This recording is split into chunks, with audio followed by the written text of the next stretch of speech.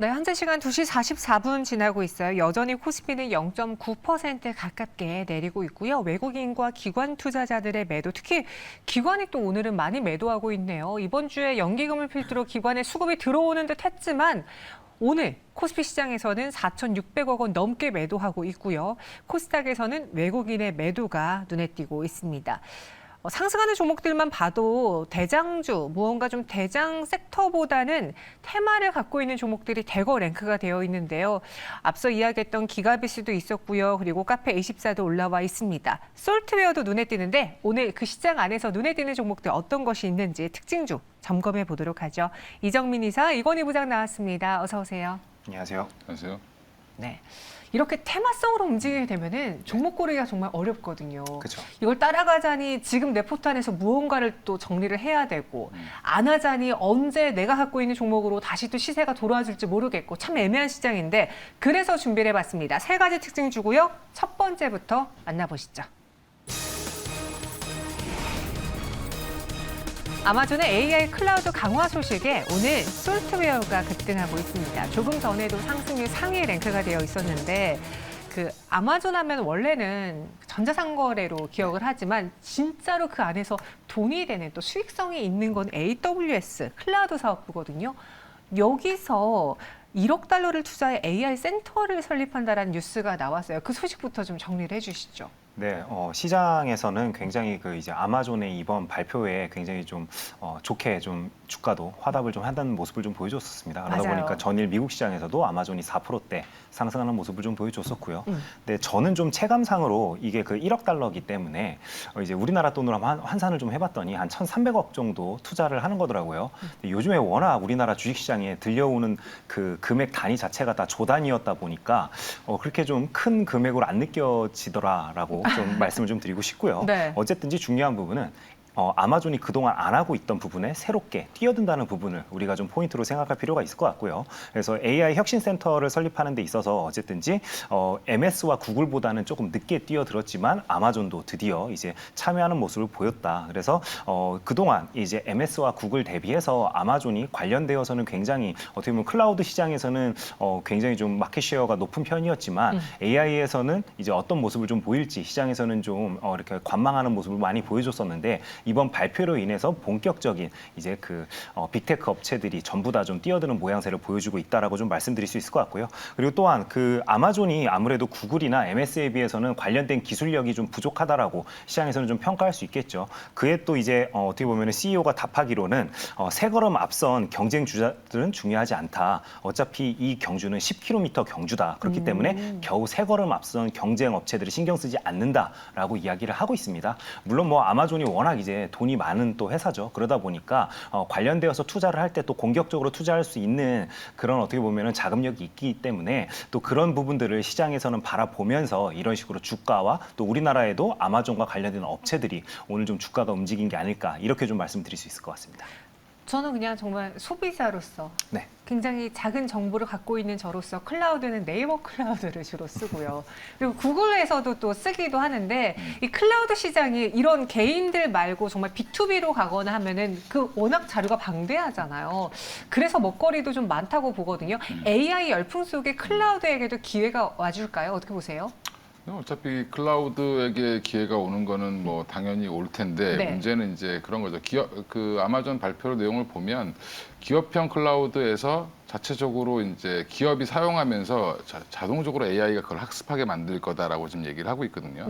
그런 쪽으로 이제 지금 방향을 잡은 거죠. 네. 근데 관련해서 지금 오늘 클라우드 서비스 관련된 종목들이 올라오는데 저는 솔직히 뭐 그닥 그렇게 이게 일회성으로 그치지 않겠나 생각을 하고 있고 지금 보면 결국에는 그러면 클라우드 서비스를 확대하고 좀 더 공격적으로 하기 위해서는 결국엔 또 데이터 센터를 굉장히 많이 지어야 됩니다. 네. 그러면 결국엔 하드웨어가 많이 필요할 수밖에 없고 그런 의미에서 오늘도 보면 소프트웨어 종목들 중에 일부 클라우드 종목들이 올라오긴 하지만 여전히 AI 관련된 반도체 관련된 종목들이 더 강한 흐름을 이어갔다라는 부분에서는 여전히 시장은 그쪽에 대한 지금 현재는 투자의 단계라고 보시고 접근을 하는 게 맞고요. 네. 투자가 끝난 다음에 이제 서비스가 상용화되고 나면 그 다음에 이제 클라우드 서비스라든지 아마존이 국내 진출할 때 이제 여러 이제 협력 업체들 이런 업체들이 이제 빛을 또 발할 수 있다라고 보고 있는데 그런 부분에서는 오늘은 좀 이슈에 의해서 좀 라이트한 종목들이 조금 더 먼저 올라오는 그런 모습을 보이지 않았나 생각을 하고 있습니다.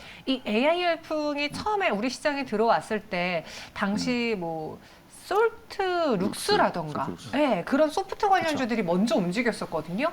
그러고 나서 이제 한 바퀴 돌고 엔비디아가 막 시총이 넘어가는 걸 보면서 반도체주들이 움직였어요. 그쵸. 그래서 지금 다시 소프트웨어 관련주들을 보면은 조정을 되게 깊게 받은 상황이에요. 네. AI 관련주 안에서도 여러 가지 테마가 있는데 순환매가 좀 벌어지는 건가요? 어떻게 보세요? 순환매라고 보기보다는요. 네. 이제 뉴스 매매에 좀 가깝다라고 좀 말씀을 드리고 싶어요. 어. 그러다 보니까 워낙 이제 키워드별로 종목들을 잘 정리하신 분들만 좀 이번 어떻게 보면은 이제 클라우드와 관련된 종목들 매매에 좀 뛰어드시는 게 맞지 않을까 저는 좀 그렇게 생각을 하고요. 특히나 오늘 같은 경우에 솔트룩스가 지금 현재 상한가 부근까지 거의 또 다시 한번 좀 상승하는 모습을 좀 보여주고 있죠.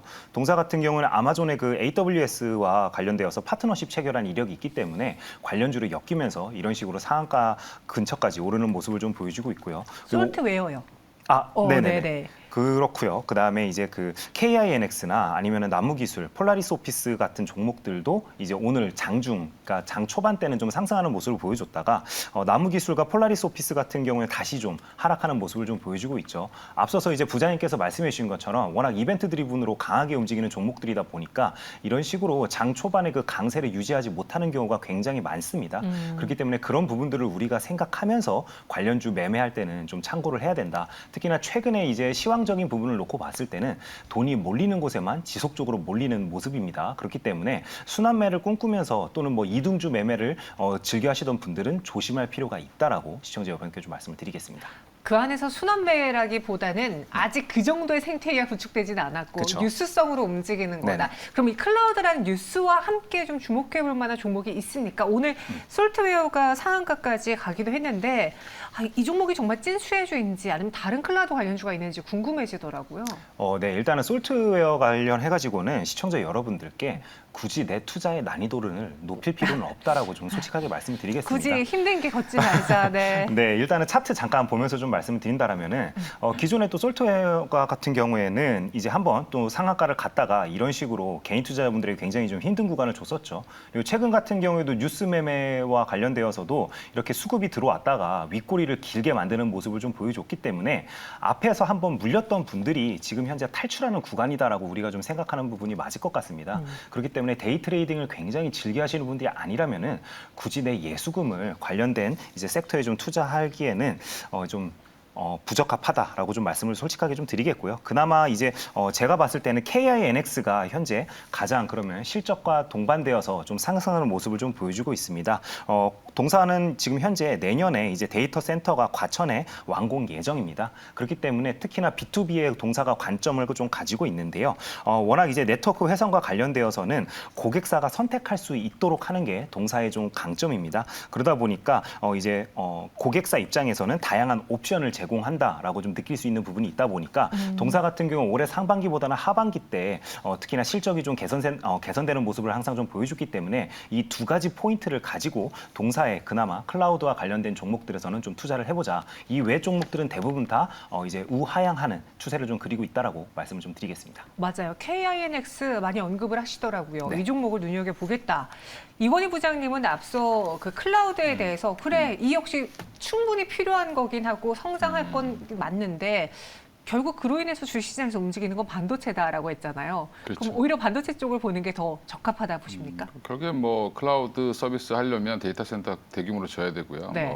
그 서늘한 곳에 전기 요금 많이 안 나오는 곳에 뭐 네. 일부 기업들은 뭐 춘천 산골짜기에다 지어놨는데 그런 것처럼 이제 그렇게 이제 대규모의 이제 그 클라우드 관련된 이제 데이터 센터를 지어야 될 텐데 지금 현재는 투자가 먼저라는 거죠. 지금 이제 이거 클라우드 서비스 확대한다 그러면 아마존도 먼저 지금은 소프트웨어 개발하고 뭐 하지만 결국엔 그거를 받쳐주려면 기업들이 많이 활용할 수 있게 하려면 AI 관련된 데이터 센터를 지어야 되는데 그럼 관련해서 지금 고사양 메모리가 더 많이 들어가야 되고요.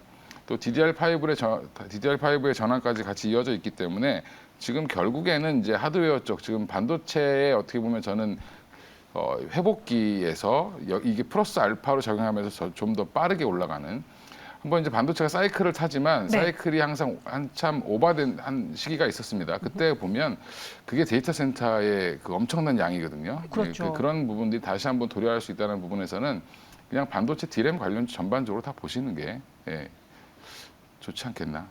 반도체 D램 관련주를 눈여겨보는 게 좋겠다라고 했습니다. 그래서 저희가 오늘 반도체 이야기를 잠시 후에 보려고 했는데 바로 다음 주제로 한번 넘어가 볼게요. 실시간 특징주 두 번째 반도체 관련 뉴스입니다.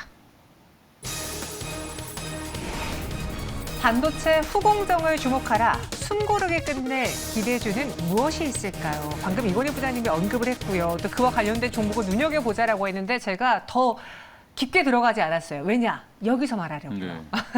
말씀해 주신 것처럼 HBM이 워낙 이제 우리나라에서는 SK하이닉스가 삼성전자가 아주 꽉 잡고 있기 때문에 뭐 GPU로 엔비디아가 올라? 그럼 우리는 HBM으로 SK하이닉스, 삼성전자 또 관련주를 올릴래? 이런 열풍이 불어일으키고 있거든요. 기존의 반도체 트렌드랑 좀 달라진 게 있나요? 그렇죠. 지금 일단 기존의 큰 틀을 보면 이제 DDR4에서 DDR5로 전환이 있는 거고, 네. 그건 이제 원래 기존에 예정돼 있었던 부분이고요. 맞아요. AI 칩이 이제 생산량이 생각보다 빨리 늘어날 걸로 예측이 되면서 사실은 하이닉스가 최근에 보면 HBM 공장을 2배로 증설하겠다라고 발표를 했습니다. 그러면 당연히 HBM을 만드는 과정에 들어가는 여러 장비들이 먼저 필요할 거고요. 그 다음에 소재들이 같이 또 따라 들어가겠죠. 먼저 장비부터. 그렇죠. 그럼 장비를 발주를 해야 될 텐데 그 HBM을 만들 때 들어가는 장비를 그래서 요즘에 쭉 계속 사람들이 찾고 있죠. 근데 이미 많이 찾으셨던 것 같습니다. 주가는 다들 많이 올랐습니다. 맞아요. 그래서 TSV 공정이 이제 가장 핵심적인 공정일 텐데 그 안에 들어가는 장비주들 쭉 이제 찾아보면 제우스라든지 뭐 테스, 그다음에 KC텍, 그다음에 한미반도체는 다들 아실 거고, 그다음에 이제 KC텍, 한미반도체, 그다음에 인텍플러스, 검사 장비로는 인텍플러스, 뭐 펨트론 이런 얘기가 나오고 있고요. 그다음에 3D 패키징 관련돼서는 또 이제 그 패키징 하는 과정에 이오테크닉스가 또 하는 부분이 있고, 맞아요. 대덕전자나 심텍 같이 이런 보드를 만드는 회사도 필요하고요. 또 연결해주는 덕산 하이메탈 같은 종목들도 좀 얘기가 나오고 있고, 그다음에 뭐 프로텍이라든지 최근에 좀 핫한 레이저 셀이라든지 이런 종목들도 좀 얘기가 언급이 되고 있고요. PSK 홀딩스, 뭐 STI 이렇게까지 이제 나오고 있습니다. 그래서 이렇게만 정리를 해도 그 차트를 한번 보시면 이게 다들 많이 올랐습니다. 아, 맞아요. 네. 많이 올랐기 때문에 뭐 한번 조정이 나올 때 좀 접근을 해보시는 게 좋지 않겠나 생각을 하고, 여기서 여전히 탑픽은 그래도 한미반도체가 가장 좀 탑픽으로 보고 있고, 최근에 제우스에 대한 관심이 시장에서 좀 많다 이렇게 보시면 될 것 같습니다. 한미반도체를 또 언급을 해주셨는데요. 확실히 시장에서 반응하는 이유가 있습니다. 남들보다 더 많이 움직이는 이유가 있습니다. 연관성이 더 뚜렷하기 때문인데 그렇죠. 저희 시청자분도 오늘 그러시더라고요. 반도체에서는 지금 전공정이 아니라 후공정을 봐야 된다라고 했고, 후공정 안에도 그 8대 공정이라서 되게 많잖아요. 그쵸. 네. 그 중에서 우리가 조금 더 압축을 해보자면 어느 쪽의 사업이 더 유망해 보일 수 있을까요? 이렇게 좀 생각하시면 될 것 같습니다. 어제 같은 경우에는 이제 네. SK 하이닉스에서 IR이 있었습니다. 그래서 우리 시청자 여러분들께서도 좀 자세한 사항들을 궁금하신 분들은 이제 증권사 리포트 이제 발간된 것들이 있을 거기 때문에 관련돼서 좀 찾아보시면은 아마 도움이 많이 되실 것 같고요. 그래서 전공정, 후공정 뭐 어느 게 더 중요하냐? 사실 뭐 둘 다 중요하죠. 중요하고, 하지만 전공정 대비해서 후공정은 이제 금액 자체가 이제 투자하는 회사 입장에서는 그렇게 많이 들지 않습니다. 예를 들어서 전공정에 한 라인을 까는데 한 10조 정도가 든다라고 생각하면은 이제 후공정과 관련되어서는 이제 한 3에서 4조 원 정도만 투입을 하면 된다. 왜 그러냐면 후공정 그 장비 가격 자체가 일단은 좀 저렴하다라는 부분 SK 하이닉스가 어제도 한번 언급을 했었었고요. 하지만 이제 그 공급하는 업체들 입장에서는 마진이 후공정이 훨씬 좋습니다. 그렇기 때문에 그런 부분들을 우리가 좀 생각을 해보자라고 좀 말씀을 드리겠고요. 특히나 이런 식으로 고도화되고 있는 부분, 반도체가 이 부분은 뭐 옛날부터 계속 고도화가 되고 있었죠. 하지만 우리가 중요하게 봐야 될 부분들은 이제 이런 거죠. 비메모리, 특히나 파운드리 쪽을 어쨌든 국내 업체들이 계속 캐파를 좀 키우기 위해서 노력을 하고 있는데, 워낙 다양한 고객사에 다양한 제품을 찍어내야 되다 보니까 이 패키징 기술도 그에 발맞춰서 발전을 해야 됩니다. 근데 하지만 DDR과 관련되어서는 워낙 이제 동일 공정에서 얼마나 누가 더 빨리빨리 생산을 해서 완제품을 이제 얼마나 공급을 할 수 있는지가 중요했었기 때문에 그런 후공정 부분에서 국내 기업들이 대만 기업들 대비해가지고는 항상 떨어졌던 부분들은 사실입니다. 네. 그렇기 그렇기 때문에 그런 것과 관련되어서는 앞으로 기술 투자와 이제 관련되어서 캐펙스 관련되어서도 투자가 앞으로도 이루어질 부분이기 때문에 그런 부분에서 우리가 좀 주목을 해봐야 된다라고 시청자 여러분들께 좀 말씀을 드리고 싶고요.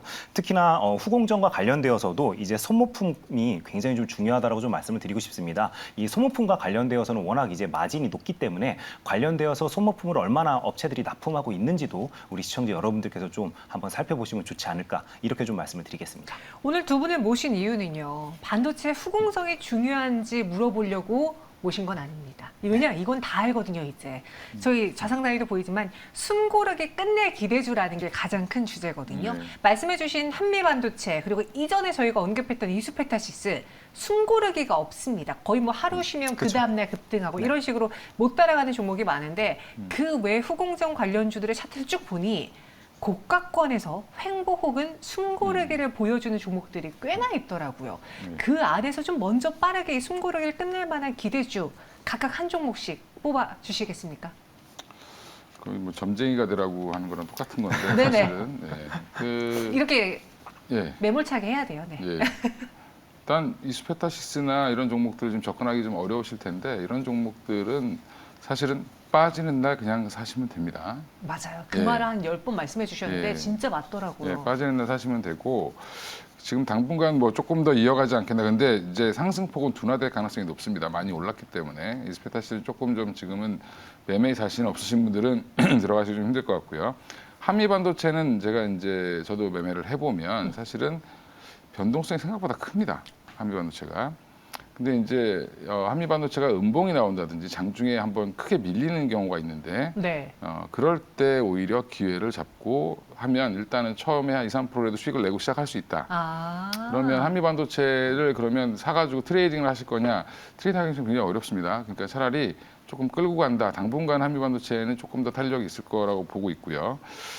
그리고 이제 그 외에 이제 좀 최근에 패키징 관련돼서 하나마이크론이 조금 많이 밀렸죠. 하나마이크론도 결국에는 올라올 겁니다. AI 칩과 연관이 안 돼 있어서 지금 자꾸 좀 밀리긴 하는데 사실은 패키징 관련돼서는 여전히 SK하이닉스라든지 삼성전자 양쪽을 다 대응하고 있는 그리고 또 가장 품목을 다양하게 대응할 수 있는 회사이기 때문에 네. 이런 부분에서는 하나마이크론 지금 좀 쉬고 있는데 이런 지금도 좀 담으셔도 될 것 같다 이렇게 보고 있습니다.